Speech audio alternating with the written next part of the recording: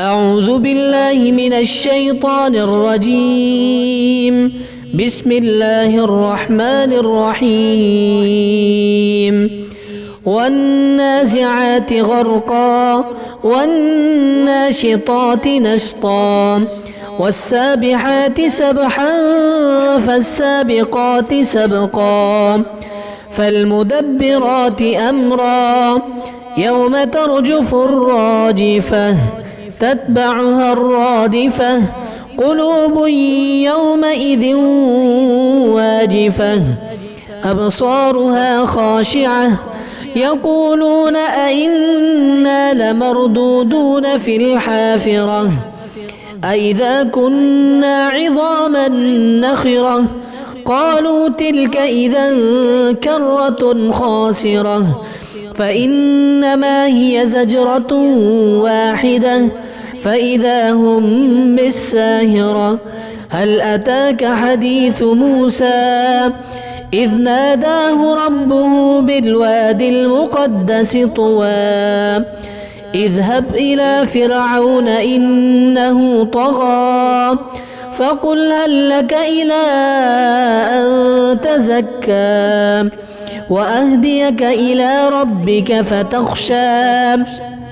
فأراه الآية الكبرى فكذب وعصى ثم أدبر يسعى فحشر فنادى فقال أنا ربكم الأعلى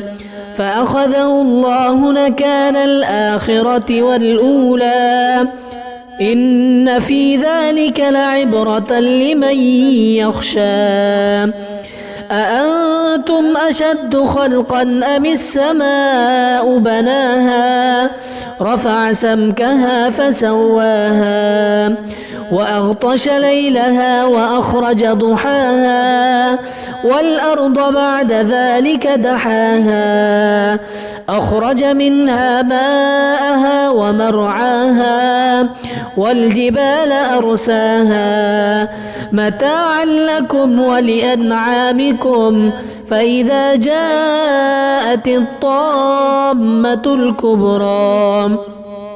يوم يتذكر الإنسان ما سعى وبرزت الجحيم لمن يرى فأما من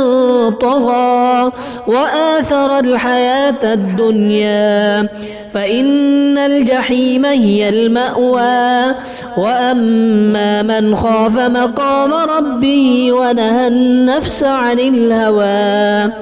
فإن الجنة هي المأوى يسألونك عن الساعة أيان مرساها فيم أنت من ذكراها إلى ربك منتهاها إنما أنت منذر من يخشاها كأنهم يوم يرونها لم يلبثوا إلا عشية أو ضحاها.